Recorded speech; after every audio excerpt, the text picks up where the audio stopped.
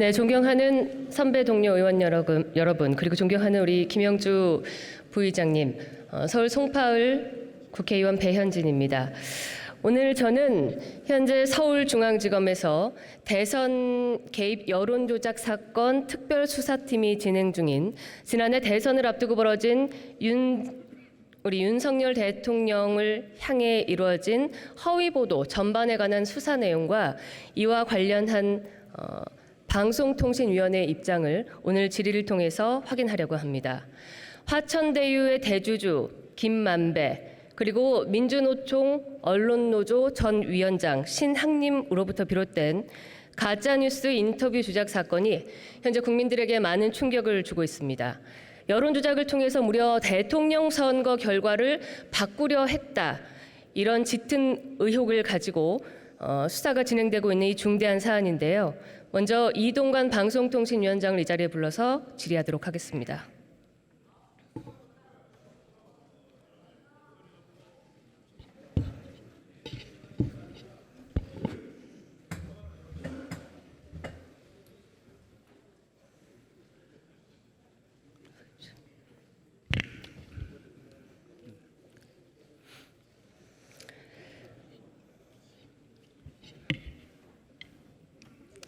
네, 위원장님 먼저 취임을 축하드립니다. 감사합니다. 예. 자, 오늘 제가 먼저 앞서 설명드린 이 관련 가짜뉴스 여론조작 관련 이 수사가 굉장히 뜨거운 국민적 관심을 받고 있고 여기에 대해서 사정당국의 어떤 지금 수사가 진행되고 있지만 한편으로는 여기에 함께 가담했다라는 짙은 의혹을 받고 있는 언론들에 대한 책임도 국민들께서 궁금해하고 있으십니다. 아시다시피 광우병 괴담, 사드 괴담으로부터 비롯해서 최근에는 이 자리에도 앉아 계신 우리 한동훈 장관을 비롯한 윤석열 대통령과 함께 어느 모처 술집에서 술을 마셨다. 이런 말도 안 되는 거짓말 또 김의겸 의원이 하셨고 사과를 하셨지요. 그리고 또 저희 국민의힘의 한기호 의원과 그 가족들을 지목했던 서희초 관련 가짜 뉴스 등 정말 이 많은 가짜 뉴스들이 사회를 혼란시키고 이것이 국민적인 피로감의 수준을 넘어서 이제는 국민들의 생활 전반에 악영향을 지대하게 끼치고 있다. 이렇게 생각하고 있습니다. 어떻게 생각하십니까? 예, 말씀 그대로고 더욱이 지금 수사가 진행 중인 그 가짜 인터뷰 뉴스는 지적하신 대로 국기문란 사건이라고 규정을 하는 이유는 이것이 대선 판도에 그리고 당선자를 바꿀 수도 있었을 만큼의 엄청난 충격을 줬기 때문에 그냥 저희가 일상적이고 통상적인 가짜 뉴스와는 그 수준과 그 차원이 다르다 이렇게 생각하고 있습니다. 네, 지금도 말씀하셨지만 이전에도 우리 방송통신위원장께서 이 김만배 신학님발 그 언론 공작 사건이 국기를 문란하는 아주 중대한 사건이다라고 규정을 하셨어요. 네. 이 국기라고 하면 나라의 근본이라는 뜻인데요. 네. 구체적으로 어떤 부분을 문란시켰다라는 건지 좀 설명이 가능하시겠습니까? 우선 현실적으로 그 당시 3일 전에 이 보도가 이루어졌던 것은 네. 아시는 대로 그 여론조사 공표 금지 기간입니다. 흔히 저희가 얘기하는 깜깜이 선거가 이루어지는 때인데 맞습니다. 실제로 그 당시에 그 뉴스가 배포됐을 때 수치를 밝힐 수는 없지만 제가 알고 있는 범위 안에서는 그 캠프 내부에서 이거 잘못하면 선거에 질 줄 모른다는 위기의식이 느껴질 만큼 출렁하고 지지율이 떨어졌었습니다. 그러나 그거를 다시 회복할 수 있는 수단이 없었는데 문제는 이제 이런 일들이 선거 때마다 거의 반복되었다. 네. 그리고 아주 역지사지를 해본다고 생각하면은 만약에 지금 야당 입장에서 그런 일이 벌어졌다면 그 뒤에 어떤 상황이 전개됐을까? 심지어 만약에 그 대선판을 바꿀 수 있는 그런 가짜 뉴스 때문에 선거가 만약에 뒤집혔다면 선거 불복 운동이 전국적으로 번졌을 수도 있겠다. 그런 걱정이 들 정도로 사실은 엄청난 충격을 줬기 때문에 그것을 바로 국기문란이다. 이렇게 말씀드린 겁니다. 네. 네, 설명을 다시 한번 더 저도 보태보자면 이 자리에 계신 우리 이동관 방통위원장께서도 기자 생활을 오랫동안 하지 않으셨습니까? 이 자유민주주의 꽃으로 불리는 선거 선거에 그 많은 언론사들이 임할 때는 정파적인 이익에 오염되지 않으려고 굉장히 주의를 기울입니다. 이 자리에도 언론사 출신의 많은 의원들이 함께 있으신데요.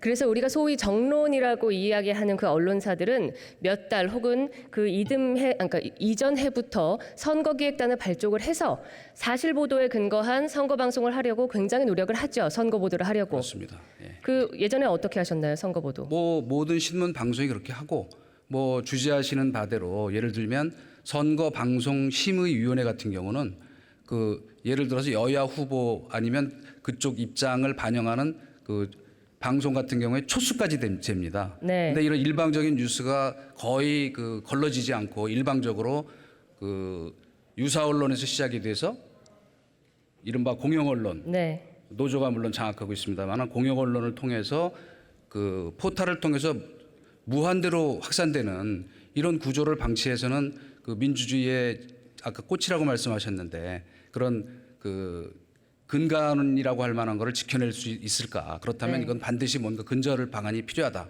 이렇게 생각하고 있습니다. 지금 초수까지 재서 방송을 한다 이렇게 얘기를 하셨습니다. 맞습니다. 네. 저도 선거 방송에 여러 차례 임해봤지만은 의상 색깔 그다음에 단어 하나까지 아주 신중하게 저희가 생각을 합니다.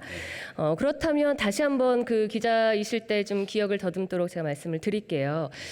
선거 사흘 전에 그것도 선거의 굉장한 핵심이 되는 그 9월 초에 대장동 관련 뉴스가 터졌습니다. 이 선거판을 뒤흔들 수 있는 뉴스가 굉장히 시끌시끌하게 전국을 만들고 있는 이 와중에 사흘 전에 그와 정반대되는 뉴스가 쏟아져 나왔다. 어디에서 시작됐다. 하면은 사실은 그 언론인의 입장에서 여기서 가장 먼저 판단해야 되는 것은 무엇입니까? 정상적인 언론의 어떤 내부 그 뭐 저희가 흔히 그 게이트키핑이라고 얘기를 합니다만은 팩트 체크는 물론이고 네. 게이트키핑 기능이 작동한다면 그런 기사는 나올 수가 없죠. 어떻게 확인되지 않은 그런 그 일방적인 얘기가 그렇게 대량으로 유포될 수 있을까 하는 거는 근데 한편으로 굉장히 큰 문제라고 언론에서는 생각합니다. 속보 단독 경쟁 굉장히 심하지 않습니까? 물론 이게 주말을 앞두고 나온 보도이긴 하지만 뉴스이긴 하지만 이런 경우 마음이 언론사 입장에서 굉장히 다급할 텐데요. 팩트 체크를 어떤 과정으로 주로 하게 될까요? 우선은 제일 중요한 것은 저희가 항상 어떤 그 수사도 마찬가지지만 기사도 이런 기사가 나왔을 때 이게 누구한테 유리할까 하는 거를 먼저 생각하지 않을 수 없습니다. 왜냐? 어떤 그 검증이라고 하는 거는 솔직히 말하면 의심에서부터 시작될 수밖에 없습니다. 일단은 의심해야 되거든요. 이건 진실일까? 이게 어디까지 사실일까? 그러면 그 검증을 하기 위해서 과연 팩트는 어디까지 사실일까를 거쳐서 더구나 저는 그 아주 확신이 가는 이거는 정말로 100% 확실한 팩트다라는 확신이 든다면은 그래도 한 번 더 생각하는 것이 3일 전이라면 이 보도가 미친 충격을 생각하면 있을까요? 보도를 그 확인 과정을 한동 주말 이틀을 참을 수 있을까요? 그것이 정상적 언론이죠. 그게 정상적 언론. 예, 제가 만약에 뉴스 편집 책임자였다면 못 나가게 했을 것입니다. 네, 이 대통령 선거는 우리 국가의 지도자를 뽑는 아주 중대한 선거입니다. 이렇게 중요한 일에 단 사흘 전에 그 중대한 영향을 모두가 알 텐데 신중을 기해도 모자랄 판에 인터넷 매체입니다. 뉴스타파라는 그 신뢰성이 담보되지 않은 매체에서 쏟아져 나온 뉴스를 현재 민주당의 당대표이신 우리 이재명 당시 후보가 30여 분 만에 불과 그 자신의 SNS에 게재를 했고 이것을 무비판적으로 그대로 쏟아내서 보도한 거의 추격 보도하듯이 했습니다. 이러한 언론의 모습은 방통위원장으로서 어떻게 평가하시겠습니까? 뭐 정상적인 모습이라기보다는 언론의 본령에서 일탈했다라고 제가 말씀드렸는데 네. 그 이유가 바로 아까 제가 설명드린 것처럼 지금 이 정상적이라면 그래도 그런 그 쏟아내는 식의 보도, 경마식의 추격 보도를 할 수가 없었을 것이다. 그리고 뭐 결론부터 말씀드리면 만약 이 같은 사태가 외국 선진국에서 벌어졌으면 지금쯤 벌써 예를 들어서 뭐 BBC 같은 경우에는 그런 사례가 뭐 많았습니다. 여러 번 있었습니다만은 경영진이 총사퇴하는 사태가 이미 경영진이 사퇴할 정도의 그런 정도의 책임을 묻는 상황이 벌어졌을 것이다. 근데 제대로 지금 보면 그 사과조차도 안 했다는 거는 이거는 조금 좀 그 시스템에 문제가 있지 않나 그런 생각이 듭니다. 네, 이 모든 일에는 이제 목적이 있다고들 생각을 하실 겁니다. 그래서 지금 검찰을 비롯해서 저희 국민의힘 그리고 대통령실이 의심하고 있는 대로 언론 공작, 그러니까 언론을 통한 공작으로 대선의 결과를 바꾸려 했다. 이게 만약에 사실로 밝혀지면 언론들도 책임을 면할 수는 없을 것 같습니다. 그렇게 생각하시죠? 아, 물론이죠. 그리고 만약에 뭐 지금 거론되고 있는 것처럼 그 지금 거대한 뭔가 선거 조작 카르텔이 작동했다 이런 의심이 지금 확산되고 있고 뭐 수사를 하고 있으니까 결과를 봐야겠습니다만 만약에 그 언론 조작으로 이익을 얻으려는 정치 세력이 있었고 그것에 사주가 있었고 또 그거를 실행하는 이런 단계적 그 메커니즘이 그 입증이 된다면 저는 그 모두 다 그 처벌을 받아야 한다. 그거는 재발 방지를 위해서 그리고 그거는 여야의 문제가 아니고 네. 이거는 앞으로 여야의 문제가 아니라는 것은 언젠가는 누구도 다 피해자가 될 수 있기 때문에 말씀드리는 겁니다. 예. 지금 이제 저희가 여러 보도를 통해서도 말씀드리지만 이 사건이 전 한국일보 기자인 화천대유 대주주 김만배와 민주노총 언론노조의 전 위원장인 뉴스타파의 신학님 이 두 사람 간에 이뤄진 일로 마치 국한시키려는 그런 모습들도 있어 보입니다. 네. 그러나 제가 오늘 방통위원장을 모시고 지금 언론에 관해서 이야기하는 것은 모르고 했든 알고 했든 지금 JTBC는 이미 한 차례 사과를 했고요. 그 외에도 많은 언론들이 본인들의 자사 보도를 검토하면서 사과 방송과 보도를 게재하고 있습니다.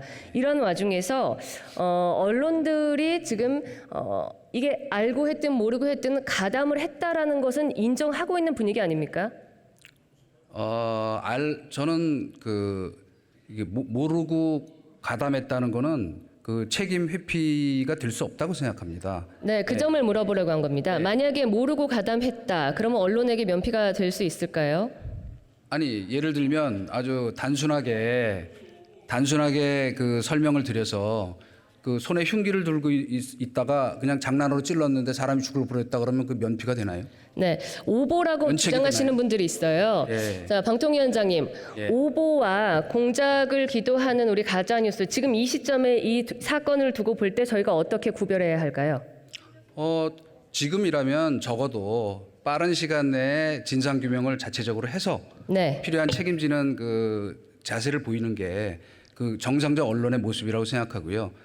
그런 의미에서 보면은 아직 제대로 진상 규명은 자체 내부적인 그 팩트 체크는 고사하고 이 사과도 하지 않고 있는 제대로 그런 언론은 그건 언론의 제 모습이 아니라고 생각합니다. 일그러진 한국 언론의 모습이라고 생각합니다. 저도 한때 언론인이었지만 이러한 사건이 불거져서 국민적 실망감을 불러온다면 언론의 자존감을 지키기 위해서라도 스스로들 빨리 그 사실을 확인하고 말씀하신 대로 사과를 하거나 재발 방지의 약속을 다해야 한다고 생각합니다. 과거 김대엽 병풍 공작 그리고 드루킹 댓글 공작 그리고 이른바 이번에 김만배 신앙님발 여론 공작 사건까지 저희가 이게 처음 보는 모습이 아니라 대선 때만 되면 아주 못된 습관처럼 선거 공작이 반복돼 왔습니다. 자, 김대엽 공작 뒤에 노무현 정권이 탄생을 했고요.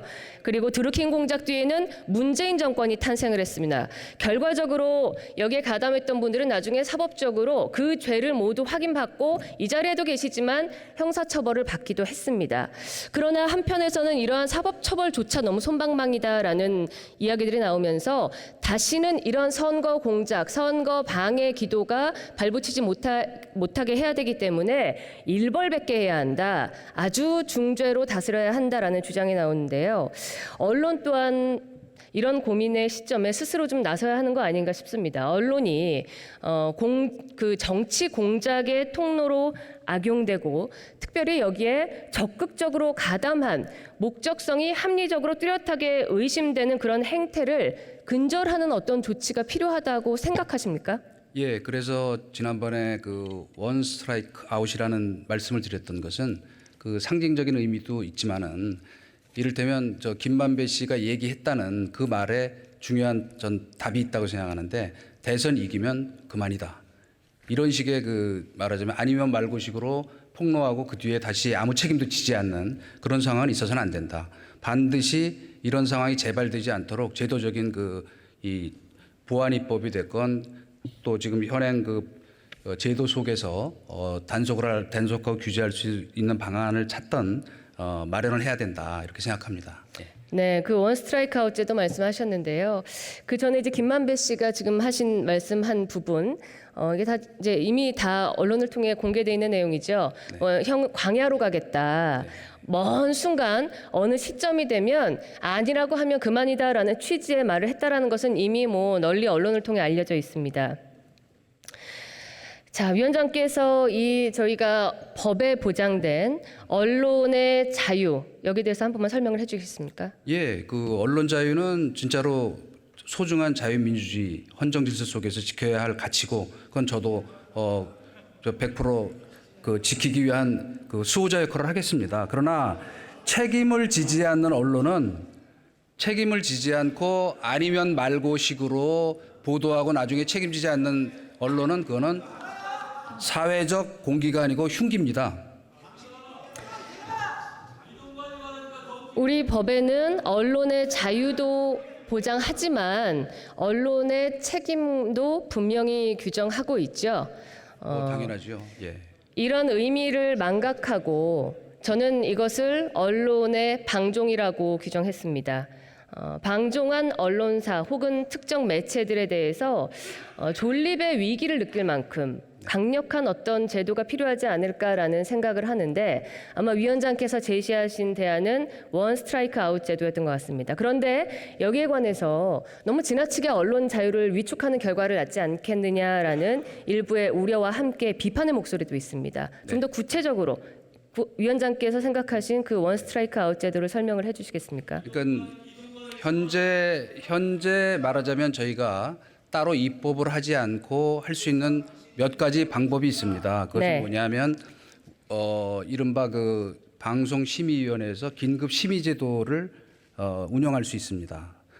일정 범위 안에서 이를테면 지난번에 용산 이태원 이 사태 때 잠시 네. 운영이 됐었고요. 그러니까 긴급히 발생해서 어떤 가짜 뉴스가 너무 확산될 때 긴급 심의를 해서 뭔가 조치할 수 있는. 근데 그거는 조금 더 보안입법이 좀 필요하고요. 그다음에 더 중요한 것 중에 하나는 뭐냐면 말씀하신 대로 문제가 생기면 반드시 책임지도록 하는. 네. 그런데 지금까지 솔직히 말하면 그 방송사 재허가 제도라는 것도 문제가 방만 경영, 부실 경영, 편파 보도 수많은 문제가 생겨도 뭐 3년의 조건부 재허가 이런 식의 운영을 했는데 그런 것부터 근본적으로 다시 재검토를 해서 정말 공영 방송으로서 존립 가치가 없는 아니면 큰 이런 이 국기를 흔드는 이 악의적인 사고를 일으키는 경우라면 뭔가 아까 말씀하신 대로 존폐 자체를 다시 한번 재검토해보는 근원적으로 물론 그러나 아까 전에도 제가 말씀드린 것처럼 일반 민영 방송이나 뭐 이런 것들은 괜히 불필요한 규제로 옥죄일 필요는 없다고 생각합니다. 그래서 책임져야 할 일은 철저히 책임지게 하고 그렇지 않은 분야는 언론 자기 자율적 책임지는 범위 안에서 할 수 있도록 하는 그것이 제대로 된 선진 언론 사회라고 생각합니다. 예. 언론의 자유를 침해하지 않는 범위 내에서 사실상 유명무실한 그런 심의 규정이나 이런 것들을 다시 한번 들여다보고 손보고 네. 그리고 오히려 더 많은 매체와 언론사들의 자유를 확보하는 방안을 강구하겠다. 그런 말씀이시죠? 지금 이미 TF팀을 만들어서 예. 그런 구체적 방안을 논의하고 지금 검토해 나가고 있습니다. 그래서 그 TF팀이 운영하는 방안에 대해서도 국민들께 투명하게 다 이렇게 알 수 있게 해주시겠습니까? 네, 물론입니다. 예, 투명하게 공개하겠습니다. 네, 지금 위원장께서도 말씀을 하셨는데 과거에 이제 레거시 미디어라고 하는 소위 정론 방송사와 정론지들을 제외하고 최근에 그 매체의 다양화로 인해서 아주 많은 미디어들이 생겼습니다. 그 와중에 뉴스를 다루는 이제 언론을 표방하는 매체들도 많이 생겨났는데요. 아마 이번 김만배 신학님 사건이 크게 확산되는 데에도 이런 중소 군소 매체들이 어떤 확산이 또 일임을 했습니다. 가짜 뉴스를 만들고 그것을 누군가 SNS 커뮤니티에 퍼나르고 다시 그런 매체들이 확산시키고 이것을 큰 레거시 미디어들이 받아서 보도하는 식의 문법이 계속해서 지금 반복되고 있거든요. 있거든요. 자, 여기에 대해서도 좀 고민이 필요한 지점 같습니다. 이러한 지금 포털이나 어떤 다른 플랫폼 매체를 통해서 언론의 기능을 하고 있는 여러 기관 그 회사들이 있는데요.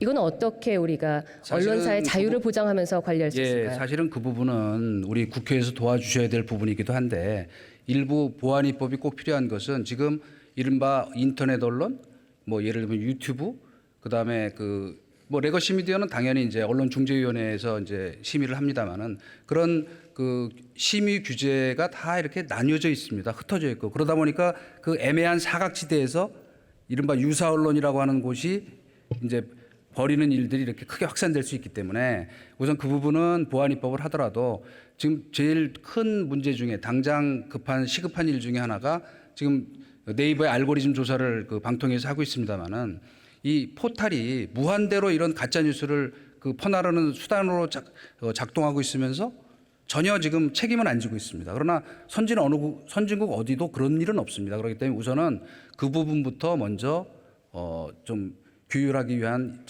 보안 입법이 저희는 필요하다 이렇게 생각을 하고요. 그래서 제가 아까도 말씀드린 것처럼 뭐 그 견해는 다를 수 있습니다만 중요한 거는 이 같은 가짜 뉴스의 횡행이 누구도 다 피해자가 될 수 있다 하는 점에서 저희가 지혜를 모아야지 서로 이거를 정쟁의 어떤 적으로 삼아서 그 비난전을 펼칠 때는 아니다. 외람되지만 그렇게 생각하고 있습니다. 네, 위원장 말씀에 깊이 동의합니다. 제가 한 가지 우려 사항만 한번 다시 질문을 드릴게요. 서울중앙지검에서 이 부분을 수사하고 있기 때문에 향후 이와 관련된 오늘도 여러 가지 또 후속 보도들도 나오고 있습니다.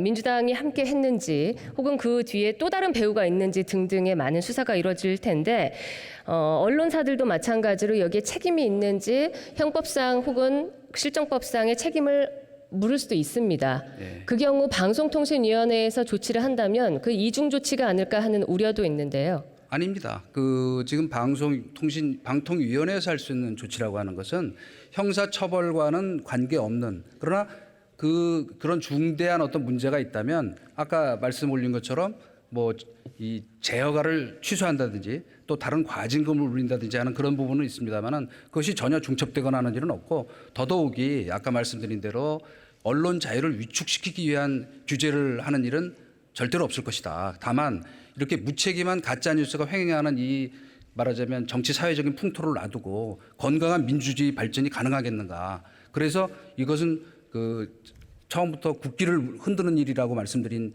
이유입니다. 그리고 선진국에서 그러면 왜 이런 일이 드물겠습니까? 그거는 바로 원 스트라이크 아웃의 문제가 아니고 한 번 이런 일이 벌어지면 그 개인이든 회사든 영원히 사회에서 퇴출돼야 되고 수백억 수천억의 저거를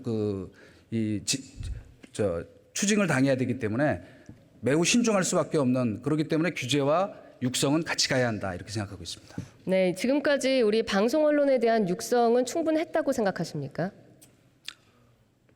물론 뭐 이제 저희가 글로벌 미디어 강국으로 가기 위한 여러 가지 콘텐츠 지원이라든가 이런 부분에서 특히 그 외국 그 뭐 OTT 진출 이런 거에 대한 그 대비나 이런 것에서는 부족한 점이 많지요. 그러나 사실 그 언론이라고 하는 것은 누구의 지원 육성을 받는 곳이 아닙니다.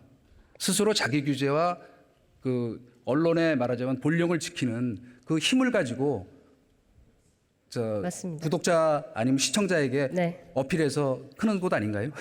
저희가 이제 뭐 언론을 와치독이라고 하죠. 그래서 이제 감시 견제 기능을 해야 한다고 생각하는데 그러다 보면은 많은 이제 이 책임이 따르는 그런 보도도 생산되기는 합니다. 그래서 어떤 외부의 힘으로 언론을 규제하는 것에 대단히 신중하게 접근을 하는데요. 지금까지 대한민국 사회가 이렇게 특히 선거에 개입했다는 의혹까지 받는 언론의 행태에 대해서는 규제가 필요하다고 느끼십니까? 규제가 아니고 처벌이 필요하다고 생각합니다. 처벌이 필요하다고 네. 생각하십니까? 네, 말씀 잘 들었습니다. 네. 들어가십시오. 예.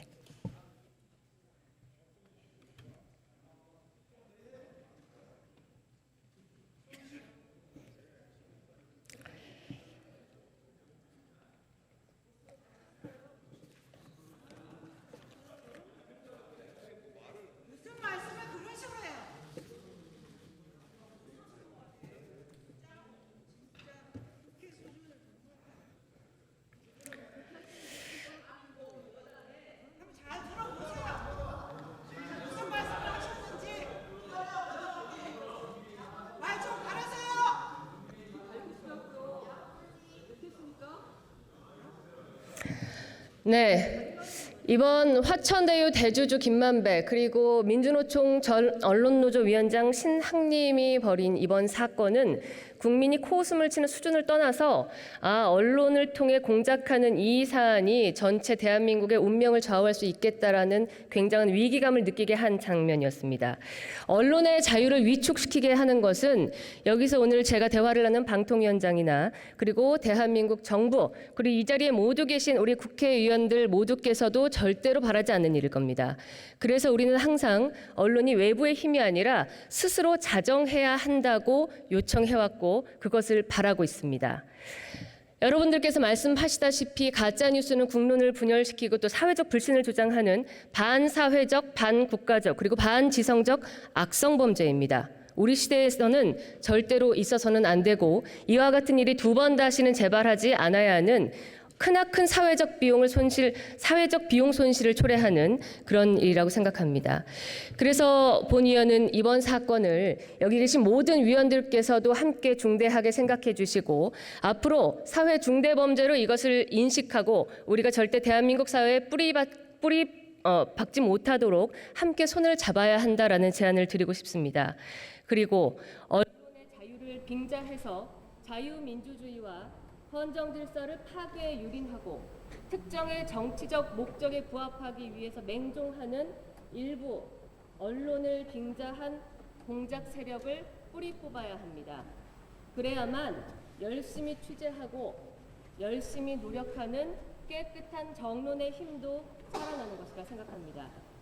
언론사에 계신 많은 종사자들과 언론인 여러분들께도 다시 한번 요청과 당부의 말씀을 드립니다. 제가 지금 드린 말씀이 언론의 진정한 자유를 찾아내는 길이고 언론의 자존심을 지키는 일이 될 것입니다. 감사합니다.